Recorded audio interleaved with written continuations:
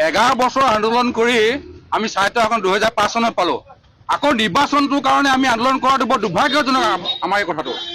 আমি ইলেকশ্যনটোৰ কাৰণে এতিয়া আন্দোলন কৰিব লগা হৈছে।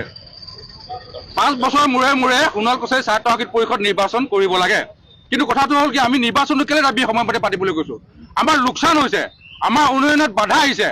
সোণোৱাল কছাৰী উন্নয়নৰ একমাত্ৰ মাধ্যমটো হৈছে সোণোৱাল কছাৰী স্বায়ত্ত শাসিত পৰিষদ। ইয়াতে আমাৰ আৰ্থ সামাজিক শিক্ষা দীক্ষাত উন্নয়ন হয়, কিন্তু এইটোকে মুখ্যমন্ত্ৰীকে নকৰি পেলাই নিৰ্বাচনটো মানে তেওঁ পিছুৱাই আছে বিভিন্ন অজুহাত দেখুৱাই। এইটো কিন্তু বৰ দুখৰ কথা। মুখ্যমন্ত্ৰীয়ে অসমৰ সোণোৱাল কছাৰীসকলৰ জাতীয় সংগঠনৰ কথা দিছিলে তেখেতে যোৱা নৱেম্বৰত নিৰ্বাচন পাতিম বুলি, কিন্তু নেপাতিলে। তেখেতক আমি সোধাত এটাই যুক্তি দিছে যে MLA বিলাকে ভয় খাইছে। এইটো একেবাৰে তুলনামূলক মন্তব্য। আমাৰ লাজৰ কথা, সোণোৱাল কছাৰী জনগোষ্ঠীৰ এজনৰো MLA নাই। কোনবিলাক MLA ভয় খাইছে? কাৰণ তেওঁলোকৰ সোণোৱাল কছাৰী জাতীয় উন্নয়নৰ দায়বদ্ধতা নাই, তেওঁলোকৰ দায়িত্ব নাই। তাৰমানে সোণোৱাল কছাৰী জাতিক আজি মানে অসম চৰকাৰে একেবাৰে নেগলিজেঞ্চ কৰিছে। তেওঁলোকে আমাৰ সৰলতাৰ সুযোগ লৈছে, কিন্তু 2026 চনত ইয়াৰ উত্তৰ পাবা। কিন্তু আমি 2026 চনত আমি জৰ্জিয়াৰ সাংঘাতিক উত্তৰ দিম, কিন্তু যদিহে নিৰ্বাচনৰ কথা নকয়। কিন্তু কাৰণ আমাৰ উন্নয়নত বাধা আহিছে। অসম চৰকাৰৰ মুখ্যমন্ত্ৰী এগৰাকী দায়িত্ব হ'ল মুখ্যমন্ত্ৰী, তেওঁৰ দায়িত্ব আছে, তেওঁৰ দায়িত্ব এইটো যে সময়মতে নিৰ্বাচন কৰা। কিয় তেওঁ সোণোৱাল কছাৰীসকলক অৱহেলা কৰিছে? আৰু আমি আৰু এটা দুৰ্ভাগ্যৰ কথা কওঁ, আমাৰ এগৰাকী কেন্দ্ৰীয় মন্ত্ৰী আছে সৰ্বানন্দ সোণোৱাল, এগৰাকী MP আছে প্ৰধান বুঢ়া, তেওঁলোকে নিমাত কিয়? এই ক্ষেত্ৰত তেওঁলোকে নিমাত কিয়? কিয় সময়মতে তেওঁলোকে ইলেকশ্যন পাতিব পৰা নাই? কিন্তু ইয়াৰ উত্তৰ কিন্তু আমি সময়ত দিম। কিন্তু কাৰণ অসম চৰকাৰে ইমান প্ৰতিশ্ৰুতি দিছে, আনকি তেওঁলোকে 10 নৱেম্বৰ তাৰিখে খচৰা ভোটাৰ তালিকা শেষ সময়সীমা ধাৰ্য কৰিছে যে কাৰোবাৰ কিবা আপত্তি থাকিলে 10 নৱেম্বৰৰ ভিতৰত তেওঁলোকে মানে ভোটাৰ ৰাইজে এইটো ছাবমিট কৰিব লাগে।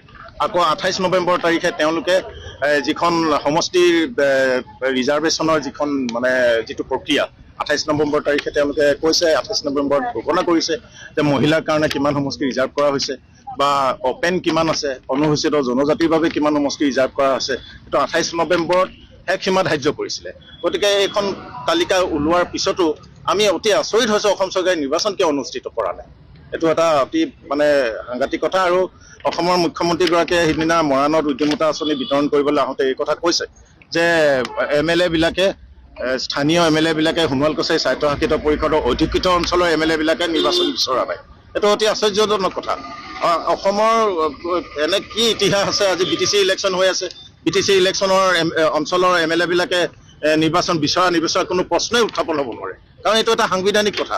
এইটো স্বায়ত্তশাসিত পৰিষদৰ যিখন আইন, সেই আইনত সন্নিৱিষ্ট আছে।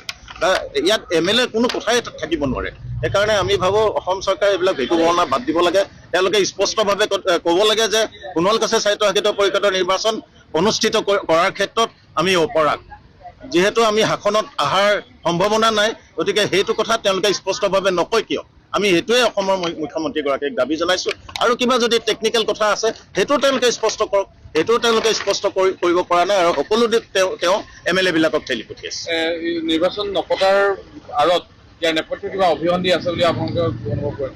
নিৰ্বাচন নপতাৰ আঁৰততো অভিসন্ধি ইমান তলৰ পৰ্যায়ত আমি কথাটো চিন্তাই কৰা নাই।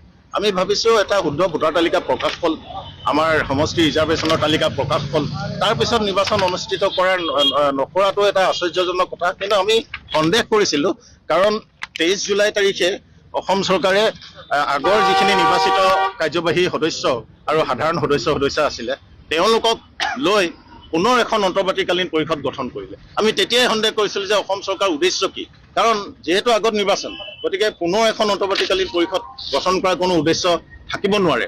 আৰু সেইকাৰণে আমি কেইবাবাৰো প্ৰতিবাদী কাৰ্যসূচী হাতত লৈছিলোঁ। আনকি অসম চৰকাৰৰ মাননীয় মুখ্যমন্ত্ৰী ডক্টৰ ৰণোজ পেগু ডাঙৰীয়াই আমাক গুৱাহাটীলৈ মাতি নিলে। গুৱাহাটীলৈ মাতি তেওঁ আলোচনাত বহিলে। তেওঁ প্ৰতিশ্ৰুতি দিলে যে ডিচেম্বৰৰ ভিতৰত আমি নিৰ্বাচন পাতিবলৈ সকলো ফালে আমাৰ প্ৰস্তুতি সম্পূৰ্ণ কৰিছোঁ।